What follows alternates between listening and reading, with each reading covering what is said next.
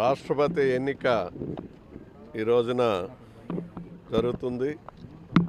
దీనికోసం తెలుగుదేశం పార్టీ ఎంపీలందరూ కూడా ఢిల్లీలో ఓట్ చేయబోతున్నారు. వాళ్ళందరూ కూడా నిన్నటికే అక్కడ చేరారు. ఒకరో ఇద్దరో ఉంటే ఈరోజు మార్నింగ్కి ఢిల్లీ చేరి అందరూ కలిసికట్టుగా ఒకేసారి ఓట్ చేస్తారు.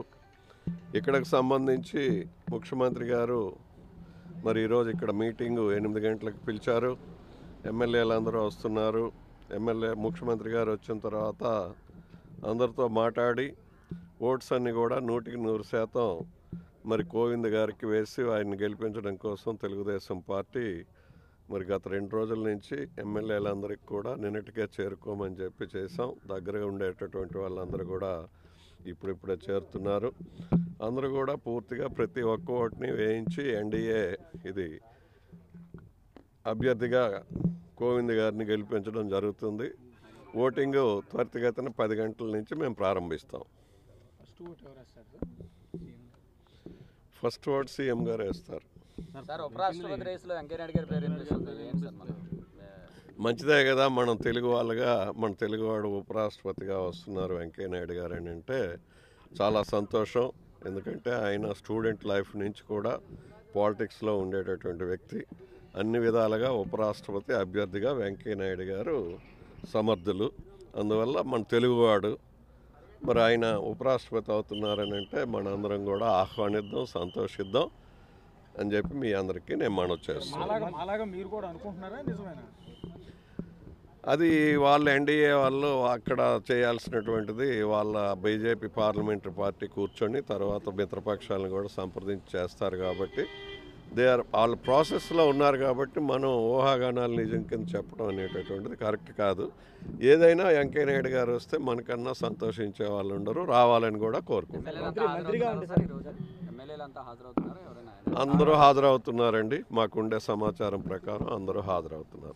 కేంద్ర మంత్రిగా ఉంటే వెంకయ్యనాయుడు గారు తెలుగు రాష్ట్రాలకు సంబంధించి కొంత ఇదిగా ఉండే అవకాశం. మధ్యాహ్నం ఓటింగ్ అయిపోయిన తర్వాత రిజల్ట్ రాబోతుంది కాబట్టి ఇప్పుడే మనం అన్నీ చర్చించడం కరెక్ట్ కాదు. Thank you. మనకి తోటపల్లి ప్రాజెక్టు దగ్గర మన స్టేట్లో మరి ప్రవాహం జాయిన్ అవుతుంది. రాత్రి 2 గంటల వరకు తోటపల్లి దగ్గర 1,02,000 క్యూసెక్స్ని విడిచిపెట్టడం జరిగింది. అది తెల్లవారుజామున శ్రీకాకుళం దగ్గర మరి శ్రీకాకుళం మండలం కల్లేపల్లి దగ్గర సముద్రంలోకి పోయేటటువంటి పరిస్థితి ఉంటుంది. మరొక 1-2 గంటల్లో శ్రీకాకుళం టౌన్కి కూడా 1,00,000 క్యూసెక్స్ వచ్చేటటువంటి అవకాశం ఉంది. ప్రస్తుతం 90,000 క్యూసెక్స్తో అక్కడ ప్రవాహం వస్తుంది. దీని అంతటిని కూడా యంత్రాంగం పూర్తిగా ఎదుర్కొని నిన్న ఈవినింగ్ నుంచి అప్రమత్తం చేశాం. మరి అదేవిధంగా 10 మండలాల్లో దీని ప్రవాహం ఉంటుంది. Both sides of the river, 2 పక్కలు ఉండేటటువంటి నదికి ఎవరైతే లోతట్టు ప్రాంతాలలో ఉన్నారో కొంతమందిని ఖాళీ చేయించాం. కొంతమందికి ఖాళీ చేయించినటువంటి వాళ్ళకి ఫుడ్ ప్యాకెట్స్ మిగతా సదుపాయాలన్నీ చేస్తున్నారు. ఈరోజు కూడా వరద వచ్చేటప్పుడు ఎదుర్కోవటానికి ఇప్పుడే కలెక్టర్ గారు, ఎస్పీ గారు ఇద్దరు మాట్లాడారు. వాళ్ళంతా కూడా జాబ్లో ఉన్నారు. ఎవరికి ఏమీ మరి అపాయం జరగకుండా అన్ని జాగ్రత్తలు ప్రభుత్వం తీసుకుంది. అట్లాగే గజయితగాల్ని ఈ ఎన్డీఏ టీమ్స్ని కూడా 2 తెప్పించుకొని శ్రీకాకుళంలో రెడీగా ఉంచుకున్నాం. కాబట్టి మరి లోతట్టు ప్రాంతాలకు నీరు కూడా రాకుండా ఇసుక బస్తాలు వీటిని కూడా వేసేటటువంటి పరిస్థితి. ఆఫీసర్స్ అందరినీ కూడా అప్రమత్తం చేసాం. మరి ప్రజలు కూడా జాగ్రత్తగా ఉండాలి, ఆ ప్రవాహం దగ్గరికి వెళ్ళకూడదు అని చెప్పి మీ ద్వారా విజ్ఞప్తి చేస్తున్నాం. Thank you very much.